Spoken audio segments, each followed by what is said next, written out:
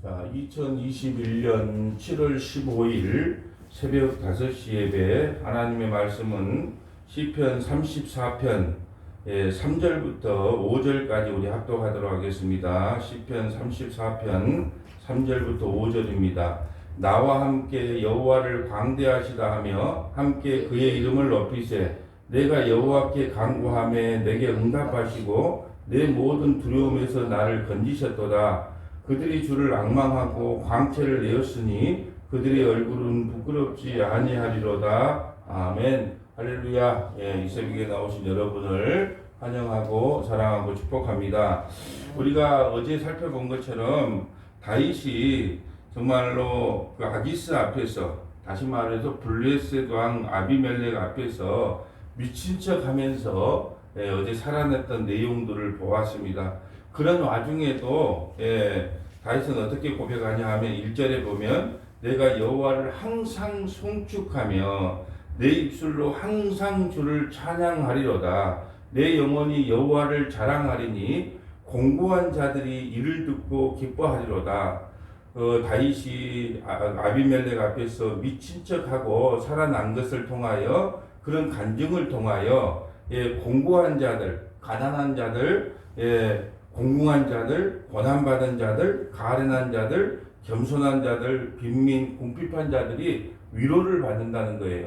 그래서 어제 그 아둘람굴에 도망갔던 모든 자들을 보면 환난받은 모든 자, 또 고난받은 모든 자, 고통받은 모든 자들이 모여서 그 다윗과 함께 했다는 거죠.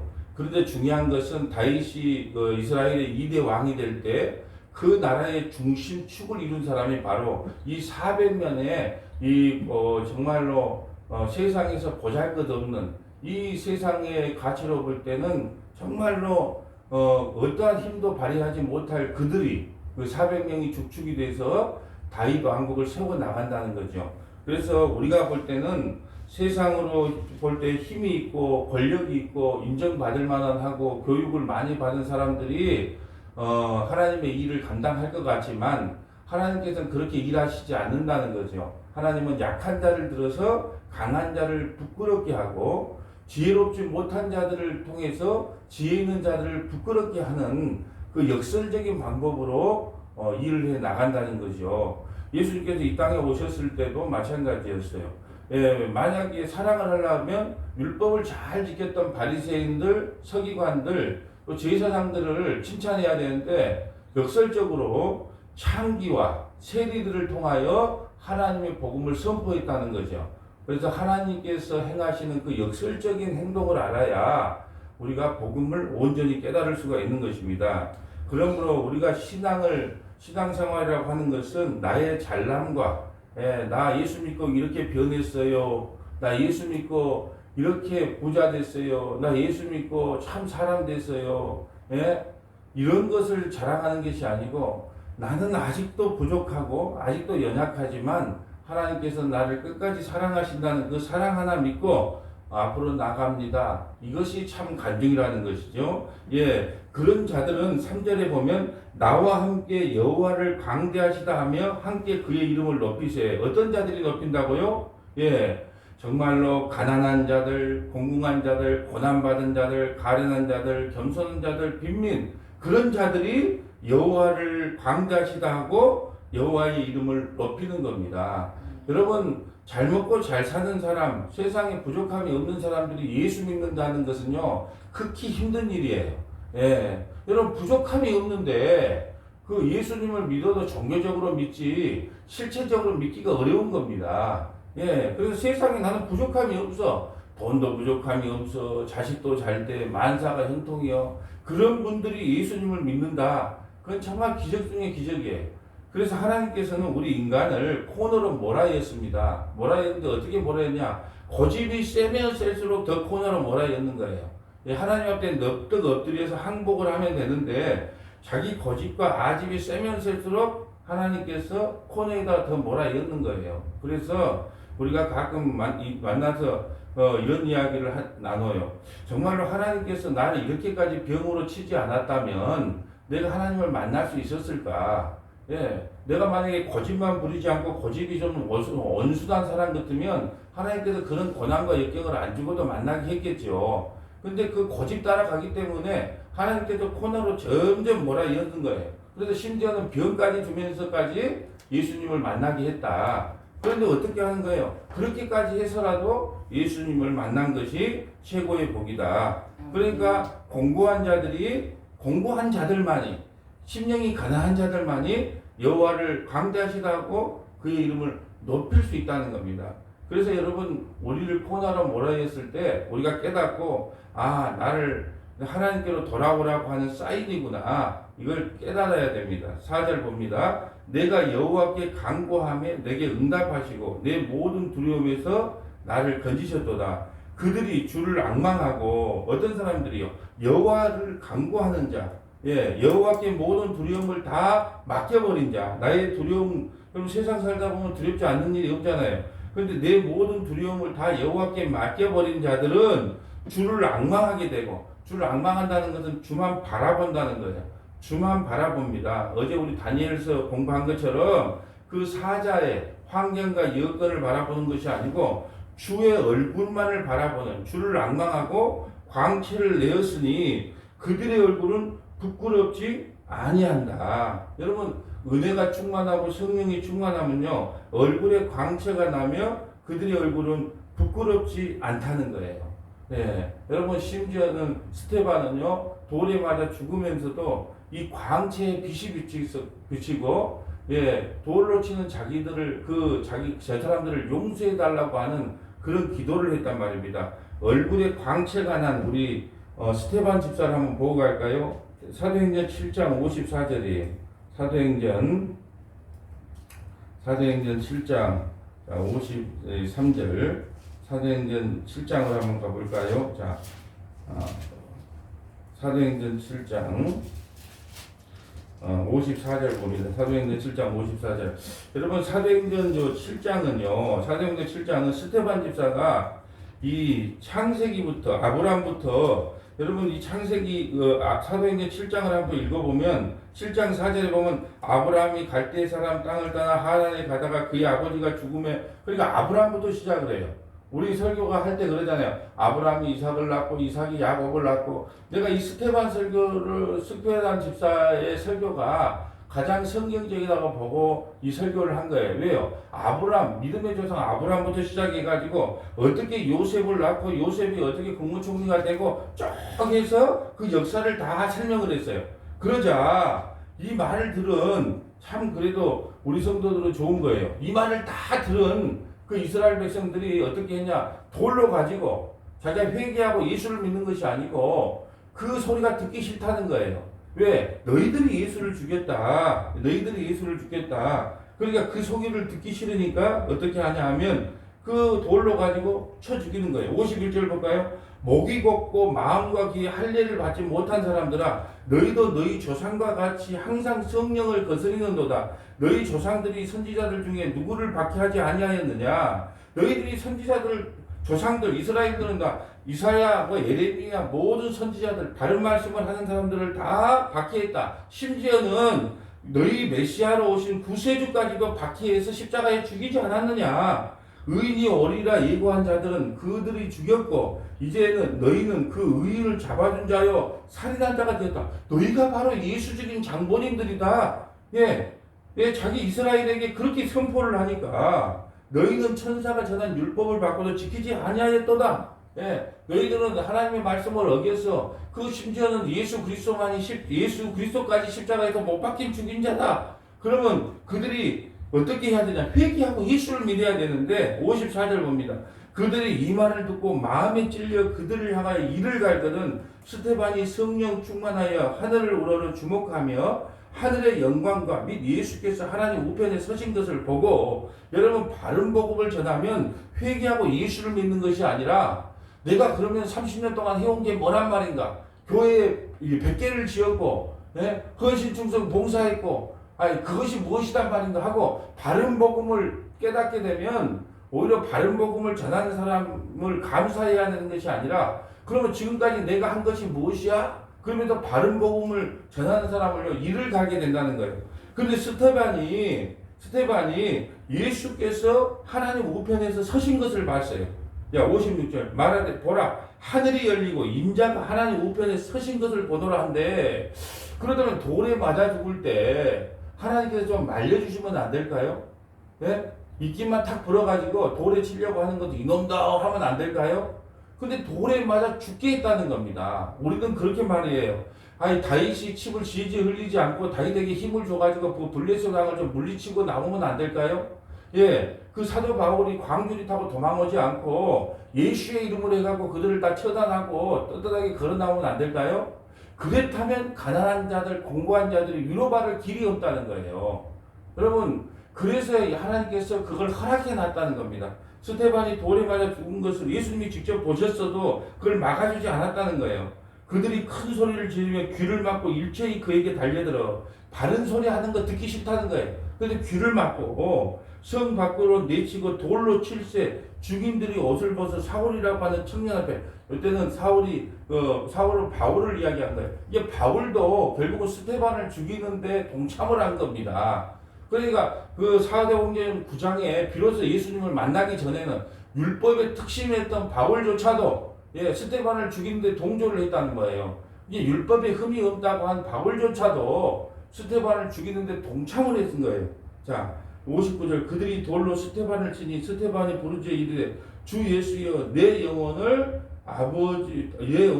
받으시옵소서 하고, 내 영혼을 받으시자고 무릎을 꿇고 크게 불러 이르되 주여 이 죄를 그들에게 돌리지 마옵소서 이 말을 하고 자니라. 잔다는 것은요, 죽음을 말합니다. 죽음. 근데 왜 잔다고 이야기했을까요? 죽는다고 이야기를 하지 않고. 예수 믿는 사람들이 죽는 것은요, 다 자는 거예요. 왜요? 주님 이 땅에 오시면 생명의 부활로 다시 부활하거든요. 예수 안 믿는 사람은요, 심판의 부활로 다시 부활합니다. 예수를 믿으나 안 믿으나 부활하거든요. 부활하는데 예수 믿는 사람은 생명의 부활로 다시 하지만 예수를 안 믿는 사람은요, 심판의 부활로 부활해서 영원한 지옥불에 들어가게 된 거예요. 그래서 잔다는 겁니다. 오늘 본문으로 다시 와봅니다. 스테반이 돌에 맞아 죽으면서도 하나님만을 앙망하고 바라봤기 때문에 그의 얼굴에서 광채를 내었고 그들의 얼굴은 부끄럽지 아니하였다는 거죠. 6절에 봅니다. 이 공고한 자가 부르짖음에 여호와께서 들으시고 그의 모든 환난에서 구원하셨다. 여러분 보세요. 스테반 집사가 돌에 맞아 죽었는데 환난에서 구원했다고 합니다. 다윗이 오늘 본문에 다윗이 침을 제일제 흘리면서 미친 척하면서 도망왔는데 환난에서 구했다고 합니다. 사도 바울이 광주를 타고 도망했는데 구했다고 합니다. 이 공고한 자가 부르짖음에 여호와께서 들으시고 그의 모든 환난에서 구원하셨도다. 여러분, 하나님은요, 하나님의 방법대로 구원합니다.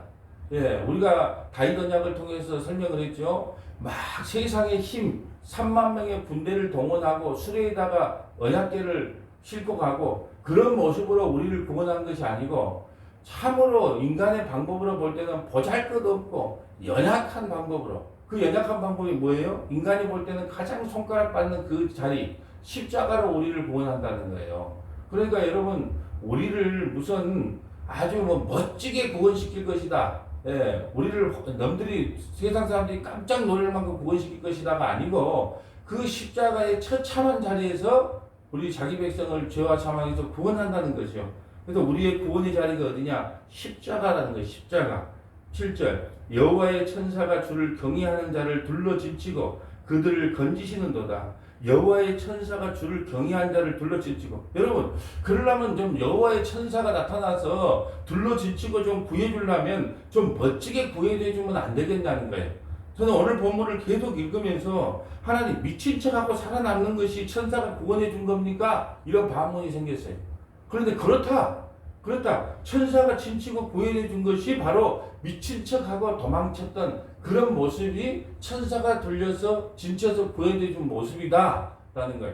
그러니까 하나님은 하나님의 방법대로 구원을 해주시지 자기 방법대로 구원하지 않는다는 거죠. 우리의 방법대로 구원하지 않으신다. 8절에 너희는 여호와의 선하심을 맛보아 알지어다. 그에게 피하는 자는 복이 있도다. 모두가 예수 그리스도 그 십자가 안으로 도망쳐서 들어가는 자는 복이 있다는 거예요. 복이 있다. 이 세상에서 가장 복 있는 사람은 뭐냐? 바로 십자가 안으로 도망가서 예수 그리스도만을 온전히 앙망하고 바라보는 자는 이 세상에서 가장 복받는 자다. 그래서 예수께 피하라는 겁니다. 사람에게 피하지 말고, 사람 의지하지 말고 예수께 피하는 자가 가장 복받는 자다. 9절, 너희 성도들아, 세상에서 가장 아름다운 이름이 있다면 성도예요. 너희 성도들아, 여호와를 경외하라. 그를 경외하는 자에게는 부족함이 없다. 부족함이 없다. 우리가 하나님 앞에 해야 될, 평생이 살아가면서 해야 될 일이 뭐냐? 여호와 하나님을 경외하는 거예요. 경외가 뭐라고요? 공경하고 두려워하는 마음을 가지고 하나님 앞에 나가야 된다는 거예요. 그를 경외하는 자에게는 부족함이 없어요. 사업이 망하든지 병이 들든지 어떤 속상한 일이 있든지 속이 뒤비지든지 내가 하나님만을 바라보고 하나님만을 의지하고 있으면 부족함이 없다. 예, 세상이 원래 뭐 조용한 날이 어디 있었습니까? 여러분, 세상에 조용한 날이 있었어요? 난 세상에 태어나서 지금까지 조용한 날이 한 번도 없었어요. 어차피 세상은 시끄럽고 요란해요. 예, 그렇기 때문에 그런가 보다 할 수밖에 없고 세상 살아가는 겁니다. 10절 봅니다. 젊은 사자는 궁핍하여 줄일지라도. 여러분, 젊은 사자가 앵간하면 사장을 잘할 것 같죠. 근데 사장을 단독으로 했을 때 성공 확률이 한 10% 정도, 10% 이하예요. 왜요? 초식 동물은요, 너무 빨라요. 그렇기 때문에 혼자서 만약에 젊은 사자가 사냥을 하면 단독 사냥률 성공률 10% 이하, 합동으로 하면 한 30-40%까지 올라가겠죠. 그러니까 비록 젊은 사자, 그렇게 젊은 사자는 궁핍할 수 있어요. 왜? 혼자 사냥을 하면 10%밖에 안 되니까. 젊은 사자는 궁핍하여 줄일지라도 여호와를 찾는 자는 모든 좋은 것에 부족함이 없다. 그럼 좋은 것이 어떤 걸까요?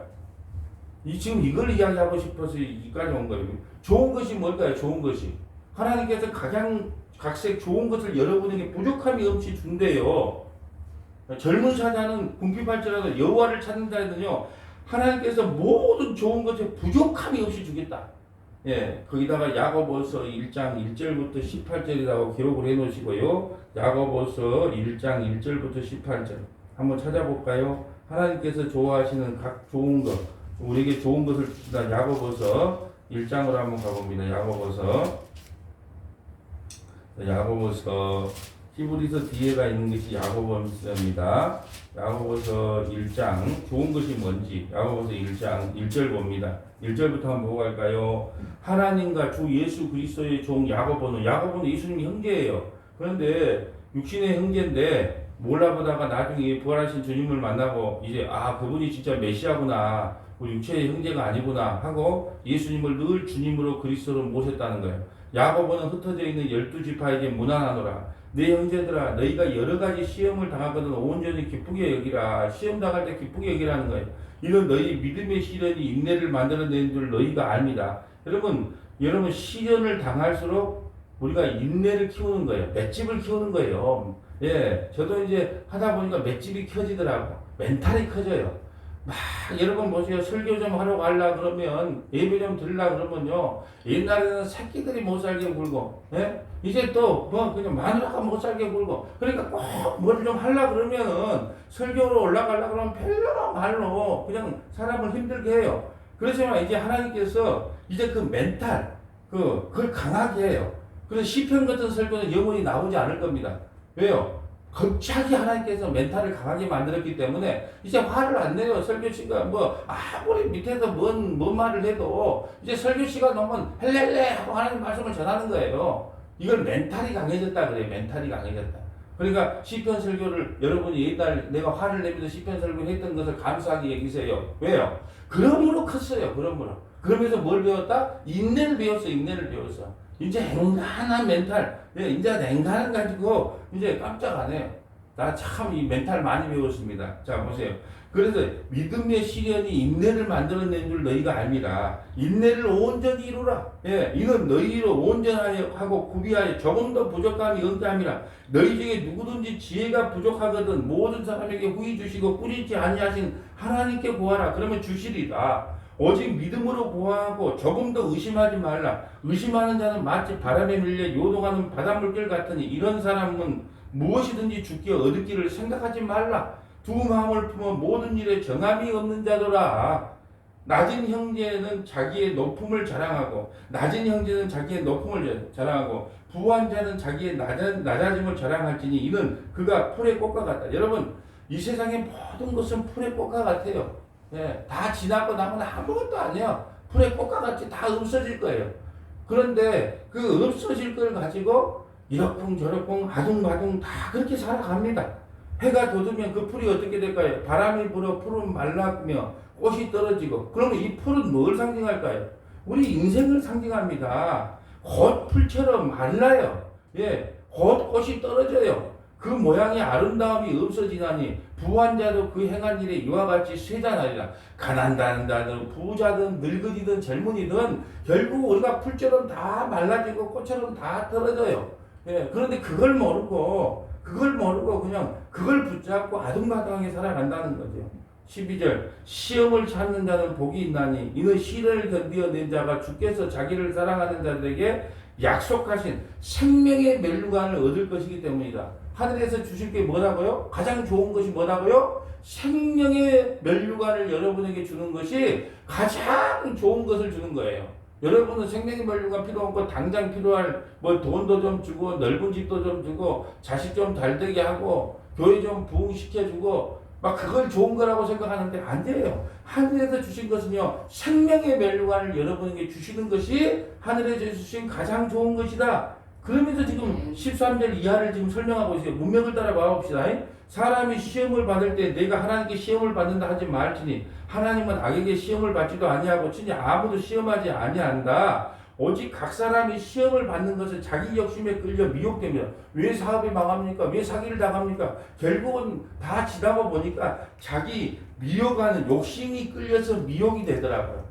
다 욕심 때문에 여러분 왜 다단계에서 사기당하고 비트코인에서 사기당하고 알트코인에서 사기당하고 부동산 투기에 사기당하고 예, 한번 곰곰이 생각해 보세요. 예? 보물섬 뭐 투기하면 보물섬에 투자하면 돈 번다. 다 왜 사기를 당합니까? 이유는 한 가지. 욕심에 끌려서 미혹 때문에. 그러니까요. 하나님의 백성들은요. 이 욕심 부리려고 할 때 반드시 망하게 만들어요. 그래서 복이에요. 저는 늘 이런 걸 경험했습니다. 하나님께서 망하게 한 게 복이구나. 만약에 그때 그 투자했던 그것이 성공했다면 나는 이 자리에 없어요. 만약에 여러분이 투자했던 것이 성공했다면 여러분도 이 자리에 없어요. 이 자리에 있을 것 같다고요? 그러면 하나님께서 성공하게 해줬겠죠. 이 자리에 없었기 때문에 택한 백성이기 때문에 망하게 해준 거예요. 그래서 망해서 너무 좋아. 왜 망해서 너무 좋아. 참 미친놈 아닌 건 이렇게 말할 수 없지만 망한 것이 할렐루야다. 그래서 내가 그랬어요. 하나님 감사합니다. 나는 택한 백성 맞군요. 그것이 만약에 망하지 않았다면 됐겠느냐. 어제 우리 손철민 안수 집사님하고 말씀을 나눈 중에 그렇게 그랬어요.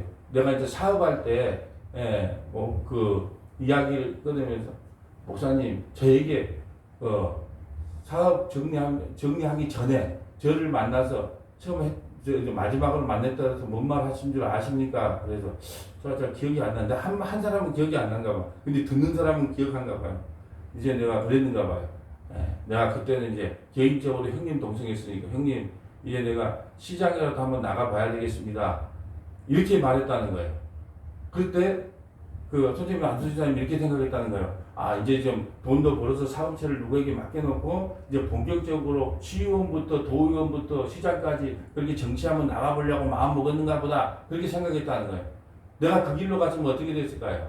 예수도 모르고 누구도 모르고 아마 억만됐을 겁니다. 그래서 거기 안 간 것이 천만다행이구나. 그래서 어제 차 타고 오면 나눈 게 그거다니까요. 아이고 안수집사님 그리 안 된 게 다행이죠. 예수 만나서 성경 알고 회개하고 예수 믿는 것처럼 큰 복이 없었네요. 내가 그 길로 계속 갔으면 모르겠어. 시의원이나 도의원은 한번 해먹을 수 있었는지 몰라도 결국은 그 길로 갔다면 내가 어떻게 됐겠느냐. 그래서 너무너무 기쁘고 행복하다. 그래서 요즘은 목사와 성도로서 만나가지고 이렇게 은혜 받게 하니 얼마나 하나님께 감사하냐. 그 말씀을 하시더라고요. 세상 쫓아가면 할 것이 뭔가요? 돈 벌면 남자는 뭐 할 것 같아요? 명예 찾아갑니다. 그래서 이제 시의원 한번 해야지, 도의원 한번 해야지, 시장 한번 해야지, 국회의원 한번 해야지. 예, 그런 거 밖에는 추구할 것이 뭐가 있겠어요. 그런데 그 모든 것보다 예수님을 만나서 성경을 알고 내가 죄인인 것을 알고 회개하고 예수 믿는 것처럼 세상에 큰 복이 없구나. 그러니까 보세요. 욕심이 잉태한 뒤 죄를 낳고 죄가 장성한 뒤 사망을 낳습니다. 16절 봅니다. 내 사랑하는 형제들아 속지 말라. 내 사랑하는 형제들아 속지 말라. 온갖 좋은 은사와 온전한 선물이 다 위로부터 빛들의 아버지께로부터 내려오나니 그는 변함도 없으시고 회전하는 그림자도 없다. 그럼 뭐가 좋은 거냐? 온갖 좋은 은사와 온전한 선물이 다 위로부터 빛들의 아버지께로부터 내려온다는 거예요. 빛들의 아버지는 변함도 없고요. 회전하는 그림자도 없어. 그럼 온갖 좋은 은사와 선물이 뭐예요? 12절이잖아요. 생명의 멸관을 우리에게 주시겠다. 이것이 가장 좋은 하나님의 선물이다. 이 선물은 변함도 없고 회전하는 그림자도 없다. 18절 그가 그 피조물 중에 우리로 한 천 열매가 되게 하시려고 자기의 뜻을 따라 진리의 말씀으로 우리를 낳으셨도다. 진리의 말씀으로. 여러분 진리의 말씀이 뭐예요? 내가 그 길이요 진리요 생명이신 예수 그리스도의 그 복음을 통하여 우리를 낳았다는 거예요. 여러분 그래서 우리는 거듭난 하나님의 백성들이 된 겁니다. 예, 오늘 이 시간 말씀을 정리합니다. 여러분 우리가 이 땅에 태어나서 정말로 하나님의 선하심과 또 하나님의 인자하심을 경험하고 예수님을 만났다는 것 자체가 최고의 복임을 알고 하나님 나는 어떻게 해서 이렇게 큰 복을 나에게 허락하셨습니까? 영원히 썩지 않은 생명의 말로가를 저에게 주셨습니까? 하면서 그 여호와로 부족함이 없는 저와 여러분 되시기를 주님의 이름으로 간절히 축복합니다. 예, 기도하겠습니다. 거룩하시고 자비로우신